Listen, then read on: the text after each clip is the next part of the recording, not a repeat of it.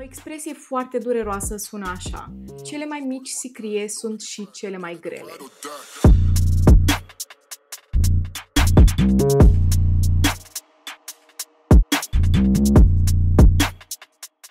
Salutare, fan True Crime, azi zi de traumă, eu sunt Ceci și aici vorbim despre cei mai oribili criminali pe care am putut să găsesc vreodată. După cazul tragic al lui Heaven A. Watt, mi-a apărut la sugestie un caz foarte similar de la Rotten Mango și astăzi ne ducem în Pakistan. Este vorba de o fetiță de doar 7 anișori și multe altele de aceeași vârstă, deci dacă sunteți sensibili la subiecte de genul, puteți da skip la videoclipul de astăzi. Dacă vreți să rămâneți, vă sugerez să puneți mâncarea aia deoparte. Cazul de astăzi este ceva rău de tot. Dar totuși poftă bună dacă ești subscriber. Astăzi vorbim despre Zainab Ansari, care s-a născut în anul 2010 în Pakistan, în orașul Kasur. Dar până să ajungem la ce s-a întâmplat cu această fetiță, trebuie să vă spun puțin despre ce se întâmplă în Pakistan, mai exact în acest oraș. Practic, orașul Kasur este cunoscut pentru că este plin de copii fără adăpost, care sunt forțați să locuiască pe străzi. Nu avem un sistem care să-i pună într-o casă de copii, care să îi ajute în vreun fel și vă puteți imagina că ei sunt cei mai vulnerabili atunci când vine vorba de abuz, trafic de carne vie și tot ce este mai rău pe această planetă. Și în anul 2006 s-au găsit peste 400 de videoclipuri în care majoritatea aveau ca victimă principală oameni mici luați de pe străzi, torturați, ținuți cu o armă la cap, obligați să consume substanțe ilegale și puși în toate pozițiile. Unii dintre ei chiar erau legați de tavan și veneau bătuți. După lucrul ăsta, nu vă gândiți că se întâmpla ceva cu ei, pur și simplu îi lăsau să plece acasă și nu aveau voie să spună absolut nimic nimănui pentru că erau amenințați cu moartea. Efectiv, se uitau la ei și aveau un topor în colțul camerei. Vezi toporul ăla? Da, ajungi ciopărțit dacă spui cuiva ceva. Gândiți-vă că ei făceau lucrul ăsta în primul rând pentru plăcerile lor morbide, în al doilea rând pentru că le vindeau pe internet, mai exact pe dark web, și în al treilea rând șantajau acești oameni vulnerabili și îi trimiteau acasă la părinților, cei care aveau părinți, da? Îi trimiteau acasă să fure bani, să fure bijuterii din casă și să le aducă înapoi. Foarte multe dintre aceste victime ajungeau să se întoarcă înapoi în această casă de tortură pentru că oamenii mei aveau o casă specială făcută anume pentru aceste videoclipuri și victimele se întorceau înapoi tocmai pentru că le era frică că dacă nu se întorc, le vor găsi familiile și îi vor omorî pe toți. De ce vă zic eu lucrurile astea? E bine, pentru că deși lucrul ăsta s-a întâmplat în anul 2006, a continuat până în 2015, timp de 9 ani de zile, iar poliția nu a vrut să intervină. Polițiștii erau ceva de genul: cum adică ai văzut cu ochii tăi aceste videoclipuri? Acolo era copilul tău, da, era o iluzie, nu? Ți s-a părut. Autoritățile nu au vrut să recunoască câtă nepăsare au avut când venea vorba de videoclipuri și tot ce se întâmpla în ele. Și ăsta este unul și din principalele motive pentru care părinții care se trezeau cu acești criminali la ușă, pentru că da, oamenii ăștia ajungeau să le bată la ușă dacă acești copii nu se întorceau la ei cu bijuterii, cu bani sau să vină din nou torturați și filmați. Ei se duceau la ușile părinților și amenințau până și părinții le arătau videoclipurile. Hei, ăsta este copilul tău, dacă nu faci nimic, în primul rând videoclipul ăsta va ajunge pe tot internetul și îți va face familia de râs, pentru că vorbim despre o țară musulmană și sunt foarte religioși, țin la imaginea lor publică. Părinții acestor victime nu se duceau la poliție tocmai pentru că poliția era cu cea mai mare durere în cot. Haideți să vă explic puțin ca să înțelegeți cât de gravă este această situație, ok? În Pakistan, cel puțin în 2015, nu știu neapărat dacă și acum este la fel, dar în 2015, orice videoclip explicit este complet ilegal. Nu contează că este vorba de 2 adulți care și-au dat consimțământul, nu se poate să facem aceste videoclipuri. Așa că poliția a ripostat, dar în momentul în care venea un părinte: hei, copilul meu a fost ținut torturat și a apărut în aceste videoclipuri foarte explicite, iar poliția era ceva de genul: dacă acest videoclip vine publicat și copilul tău care a fost victimă în acest videoclip, copilul tău care a fost legat de tavan, de whatever, și el va fi arestat pentru că a apărut în acest videoclip care este ilegal. Da, procesați puțin ce am zis pentru că it baffles me. După 9 ani de proteste, oameni care au dat foc la mașini pe străzi pentru că voiau dreptate, familii distruse, în 2015 abia 14 oameni au fost arestați. Peste 280 de oameni sub 18 ani au fost filmați în sute de videoclipuri. Și o chestie care m-a deranjat foarte tare, ok? Acești 14 oameni au fost arestați momentan în 2015, au mai fost arestați câțiva după, dar practic o mamă a unuia dintre criminali a declarat că băiatul meu nu a făcut nimic greșit. A făcut și el o greșeală în viața asta. De ce să fie arestat? A greșit și el odată în viață. Femeie, omul tău a răpit oameni de pe stradă și i-a torturat. Și i-a șantajat. și le-a furat toți banii din casă. Din 14 oameni, din 14 criminali, 2 au primit închisoare pe viață, restul au fost lăsați așa cu, nu știu, o palmă peste față, atât. Efectiv, oamenii ăștia nu au pățit absolut nimic. Ok, au primit niște pedepse cât de minime posibile și au fost obligați să plătească $3.600 victimelor. 280 de victime, da, nu $3.600 pentru fiecare victimă. $3.600 împărțiți la 280 de victime. După ce oamenii mei au fost arestați, după ce oamenii mei au protestat, a fost toată această hărmălaie în Pakistan, în acest oraș, poliția era ceva de genul, vedeți, am făcut ceva, da, dar ar trebui să primim o medalie, ar trebui să ne ridicați pe un tron. Nu mai avem niciun criminal pe stradă acum, nu, suntem complet în siguranță. Calmați-vă o leacă, că ne-ați zăpăcit de 10 ani de zile, că vi se fură copiii de pe străzi. Gata, calmați-vă. Normal că poliția a mințit pentru că, deși suntem în siguranță, alte 7 fete dispar. Nu sunt videoclipuri, nu sunt fete care au fost duse la această casă de tortură și după aduse înapoi acasă. Nu. Pur și simplu fetele astea au dispărut și nimeni nu le-a găsit. Cel puțin nu le găsiseră momentan. Avem așa, 7 ianuarie 2017, o fată de 8 anișori dispare. O cheamă Aisha și a dispărut fix în ziua de naștere a tatălui său. A fost găsită câteva zile mai târziu, desfigurată, și s-a descoperit că criminalul a profitat de corpul ei, bineînțeles. Ok, nu are cum să fie gangul ăsta periculos, nu, pentru că i-au arestat pe toți. Nu este nicio posibilitate să fie ei. În primul rând, nici măcar nu seamănă cu cazurile alea, pentru că de ce ar omorâ și lăsau acolo? De ce nu avem niciun videoclip? Avem cumva alți psihopați pe străzile din Pakistan? Până ca lumea să aibă timp să proceseze ce s-a întâmplat cu micuța Aisha, altă fată dispare. Avem o fetiță de 5 anișori pe nume Iman. A dispărut când se juca cu verișorul ei în curte. Verișorul ei, un băiețel de vreo 7 anișori, a spus că se juca cu Iman și la un moment dat acest bărbat apare în curte, îl obligă pe acest băiețel să se întoarcă cu spatele și să numere până la 10, că dacă nu îl omoară, și după ce a numărat până la 10 s-a întors înapoi, iar verișoara lui a dispărut împreună cu acest bărbat. Deci, efectiv, este vorba despre un psihopat atât de plin de sine, încât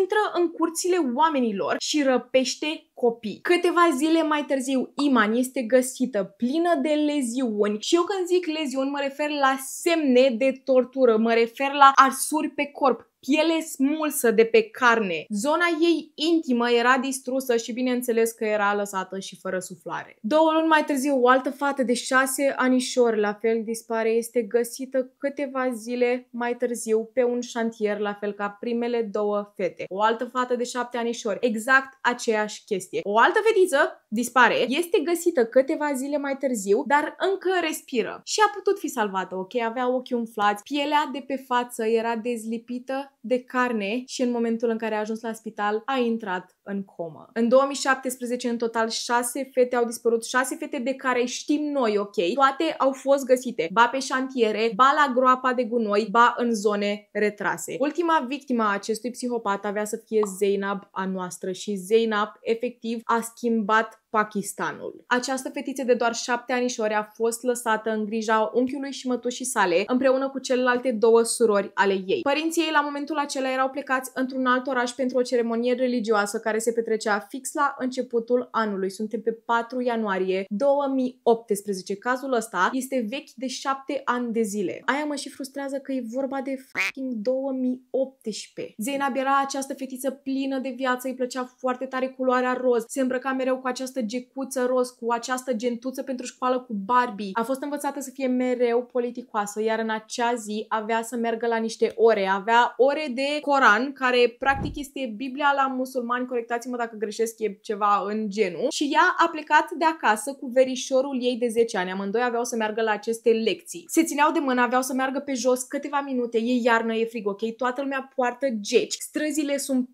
pline de oameni. Verișorul ei de 10 ani o ținea de mână. Se ducea în stânga și în dreapta, încerca să nu intre în alți oameni și în următoarea secundă Zainab nu îl mai ține de mână. Bineînțeles că acest băiețel se uită în stânga și dreapta, o caută pe verișoara lui de doar 7 anișori și nu o găsește. Săracul băiat se întoarce înapoi acasă și toată familia iese afară să o caute pe această fată. În afară de părinții ei, care bineînțeles sunt în celălalt oraș, dar toată lumea o caută pe Zainab și Zainab este de negăsit. toți vecinii, toți oamenii care o cunoșteau pe această fetiță au început să iasă afară. Ok, poate s-a dus la cineva acasă care o cunoaște, poate s-a întâlnit cu niște prieteni. Sperăm că nu a fost și ea răpită. Rudele se duc la poliție, bineînțeles, și mai are rost să vă zic că poliția nu a făcut absolut nimic. Avem deja 6 fete dispărute. Ce e a 7-a pentru ei? Cum adică? Am mai auzit povestea asta. Cum adică a dispărut fetița voastră? Da, dacă nu aveți grijă de ea. Voi vă dați seama că l-a luat aproape 10 ani de zile să aresteze 14 psihopați care au torturat peste 280 de oameni și voi credeți că dacă dispar 7 fete, gata, se întâmplă ceva? Nu. Pentru următoarele zile, rudele se duc din ușă în ușă. Au printat poze cu fetița. Ați văzut-o pe Zeynab, a văzut cineva această fetiță. Nimeni nu a văzut-o. Părinții ei, cum am mai spus, erau într-un alt oraș, nu aveau destui bani cât să-și cumpere un bilet să vină mai repede înapoi. Erau foarte, foarte panicați. Și lumea în continuare le zicea, poate s-a dus la niște prieteni, poate nu știu. E undeva, o găsim, ok? O să o găsim pe această fată. Părinții ei s-au întors înapoi și au început să se ducă din magazin în magazin. Vă puteți imagina că acolo nu erau nici prea multe camere de supraveghere, nu aveau atât de multă siguranță pe străzi, să spunem așa. Și în sfârșit dau de un magazin din apropiere și l-au rugat pe cel care deținea magazinul să verifice aceste camere, să vadă dacă găsesc ceva acolo, să vadă dacă o găsesc pe micuța fetiță. Se strâng toți în jurul calculatorului și așteaptă. Și mai așteaptă încă o oră, mai așteaptă încă 2 ore. Ore bune de imagini de pe camerele de supraveghere și deodată dau de Zeynab. Îi recunosc această geacă roz pe care o are mereu pe ea și se ține de mână cu un bărbat. Îl recunoaște cineva? E o rudă? E un profesor? Știe cineva cine este acest bărbat? Calitatea camerelor era atât de proastă încât era aproape imposibil să recunoști cine este acest bărbat, chiar dacă îl cunoșteai personal, chiar dacă era fratele tău. Așa că următorul lor pas era să ia acest videoclip și să îl pună oriunde pot ei, pe toate site-urile de socializare împreună cu pozele lui Zeynab. Cineva trebuie să recunoască, nu? Și bineînțeles că acest caz s-a dus foarte, foarte viral, ok, pentru că oamenii au început să zică, hei, știți, acesta este bărbatul, aceasta este Zeynab, a dispărut de câteva zile, dar știți că mai avem alte cazuri, mai avem alte 6 fetițe care au dispărut într-un an de zile. Toată lumea este revoltată, nu vorbim doar de acest oraș, vorbim de tot Pakistanul, vorbim de toată planeta. Așa au început protestele. Avem proteste peste proteste. Dăm foc la mașini de poliție. Dăm foc la secția de poliție. Aruncăm cu pietre în geamuri. Efectiv, oamenii mei au distrus tot ce au putut care era deținut de poliție. Pentru că oamenii ăștia nu își mișcă fundul. Sunt complet dezinteresați de această situație. Bărbații căutau dreptate prin violență, iar femeile au ieșit la acest marș. Aveau aceste postere cu o poză cu Zeynab, iar lângă 2 urme de mâini roșii, pentru că sângele este pe mâinile poliției. Zeynab a devenit un simbol pentru Pakistan. Se voia dreptate, se voia pace, se voiau criminali după gratii și, cel mai important, poliție care să își facă treaba. După atâția ani de zile, oamenii sătuli au vrut să strige în gura mare că vor dreptate. 5 zile mai târziu, corpul lui Zeynab este găsit la o groapă de gunoi, aruncată de parcă era un gunoi. Câteva dintre cele 6 fete care au dispărut înaintea lui Zeynab au fost la fel găsite la această groapă de gunoi. Și te gândești, tu ca, nu știu, autoritate, da? Tu ca polițist te gândești că dacă deja avem 3-4 cazuri de dispariții și cadavre găsite la acea groapă de gunoi, poate o monitorizăm și noi puțin. În momentul în care Zeynab a fost găsită, o persoană i-a făcut o poză și a postat-o pe Twitter fix în aceeași zi ca să facă poliția de râs că nu și-a făcut treaba. Însă această poză este găsită și în 2025 și din păcate am găsit-o. Nu vă propun să căutați, este cumva... Este teribil, ok? Vă propun să nu căutați, eu o să vă explic ce s-a întâmplat și ce am văzut în acea poză. Corpul ei era deja în putrefacție, jumătate din acest corp era acoperit cu gunoaie, de parcă era un gunoi, efectiv. Și vreți să știți cireașa de pe tort? Groapa de gunoi era la 100 de metri de casa lui Zeynab. Oamenii ăștia nici măcar nu s-au sinchisit. Și când zic oamenii ăștia mă refer la autorități. Nici măcar n-au ridicat un deget să încerce măcar să caute un suspect, să încerce să caute corpul fetiței. La autopsie avem leziuni pe tot corpul și a fost pedepsită atât de tare încât și-a mușcat toată limba jos cu dinții. S-a declarat că atunci când Zainab era în viață, criminalul a profitat de corpul ei ore întregi, încât i-a distrus toate organele pe dinăuntru. O altă chestie e că el a aruncat-o la groapa de gunoi, dar nu a încercat să o ascundă acolo. Efectiv, el a aruncat-o deasupra, anume ca să fie găsită, anume ca să vadă toată lumea ce realizare a avut el în viață. A doua zi deja au pregătit înmormântarea. Avem mii de oameni care au ieșit în stradă să meargă la această înmormântare. Din nou, bineînțeles, după înmormântare avem proteste peste proteste, doar că de data asta autoritățile au ieșit în stradă cu arme. 2 protestatari au fost omorâți și alți 10 au ajuns la spital cu răni grave din cauza că autoritățile i-au împușcat. Dar gândiți-vă că oamenii mi-au ieșit în stradă, da, să protesteze, dar ei nu aveau nicio armă, nu aveau un obiect ascuțit, nu aveau absolut nimic. Ei pur și simplu voiau dreptate și autoritățile au ieșit afară ca efectiv să îi lase fără suflare pe unii dintre ei. Abia acum poliția deschide o investigație. La o săptămână după dispariție, descoperire, înmormântare și 10 de proteste brutale, oamenii mei deschid o investigație. Au concedat șeful poliției, ok? Aveau nevoie să dea vina pe cineva. Au adus investigatori din alte orașe. Hai să vedem ce s-a întâmplat cu celelalte 6 fete. De-abia acum, de-abia la un an și ceva după atâtea dispariții, au reușit să conecteze disparițiile între ele. Ce să vedeți, pe toate cele 7 victime s-a găsit exact același ADN. S-au dus să colecteze ADN-ul de la 1150 de bărbați din oraș, care erau o potrivire cu bărbatul din CCTV, iar mostra 814 este o potrivire perfectă cu un bărbat pe nume Imran Ali. Ali avea 23 de ani și era un băiat cu minte, politicos, bun la suflet, sau cel puțin așa credeau vecinii. Ce făcea Ali toată ziua, în afară de faptul că era constructor part-time? E bine, el se urca pe acoperiș și se uita la oameni.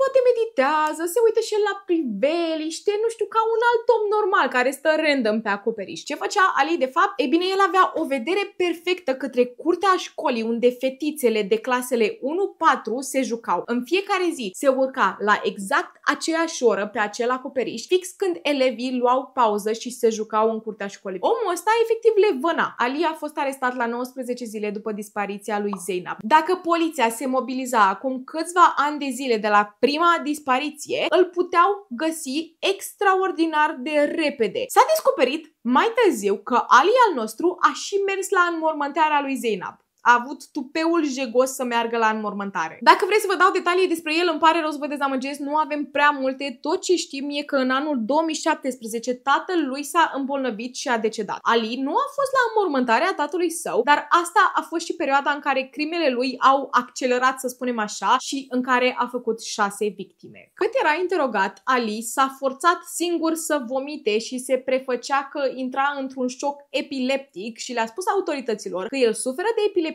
și că este foarte rău și a fost lăsat să plece acasă și să vină a doua zi ca să continue interogatoriul. A făcut asta de 2 ori. De 2 ori a fost lăsat să plece acasă. Pe mine mă miră faptul că nu a încercat să fugă, dar după asta autoritățile și-au dat seama că omul ăsta minte și l-au aruncat în pușcărie. După asta au început protestele din nou, ok? Doar că de data asta aceste proteste erau ca execuția publică să fie reinstaurată. Oamenii voiau să-l vadă pe acest bărbat cum efectiv este executat în public, dar nu voiau să o facă pentru plăcerea lor sau whatever. Ei voiau să o facă ca să le arate altor potențial criminali ce se va întâmpla cu ei dacă continuă să facă crime. Ați înțeles ideea? 56 de oameni au venit să depună mărturie împotriva lui Ali și până și avocatul lui a spus că nu poate să îl apere în fața juriului. El a fost arestat în ianuarie 2018, iar până la sfârșitul anului Ali a fost executat prin spânzurare, nu public, dar a fost executat. Acum, bineînțeles că avem și foarte mulți oameni care erau de partea acestui psihopat. Întrebarea lor era: de ce nu purta Zainab, această fetiță de 7 anișori, un hijab? Hijab este această eșarfă cu care femeile își acoperă părul. De ce această fetiță de 7 anișori nu purta acest hijab? Și a cerut-o. Și a cerut-o, da. Cazul ăsta a schimbat Pakistan cu totul. Școlile au început să educe fetele cum să stea departe de bărbați dubioși și cum să se apere. Avem din ce în ce mai multe camere de supraveghere în acest oraș. S-a și inventat o aplicație numită Zainab, unde poți vedea persoane dispărute și detalii despre cazuri de dispariție din zonă și încă în ziua de astăzi avem între 2 și 4 cazuri noi de dispariție zilnic. După asta s-a și implementat o lege nouă numită Zainab, unde s-a format o echipă specială de autorități dedicată cazurilor de dispariție printre cei mici. Cazul lui Zainab a fost un statement pentru această țară și mă bucură foarte mult că, nu știu, s-au luat niște măsuri, dar faptul că oamenii au trebuit să se omoare între ei, au trebuit să dea foc la mașini pe străzi și să protesteze atât de brutal ca să ajungă să facă o mică schimbare, pentru că pentru mine asta nici măcar nu e o schimbare, nu știu, majoră, o schimbare colosală. Oamenii mei abia în 2018 au reușit să implementeze niște legi, au reușit să pună o echipă specială formată pentru cazuri de dispariție, pentru că până acum toți au avut o durere în fund și când zic toți mă refer la autorități. Autoritățile alea pentru ce sunt acolo? Ce fac ele acolo dacă nu să protejeze publicul, să protejeze oamenii vulnerabili? Nu pot să-mi imaginez ce e în sufletul familiilor victimelor care au putut să treacă prin așa ceva. Eu sper că ei acum sunt bine, deși mă îndoiesc. Eu am fost Ceci. Acesta a fost cazul lui Zainab Ansari, iar până trauma viitoare, stay safe. Acesta a fost cazul lui, i-am uitat numele, bineînțeles. Și faza este că...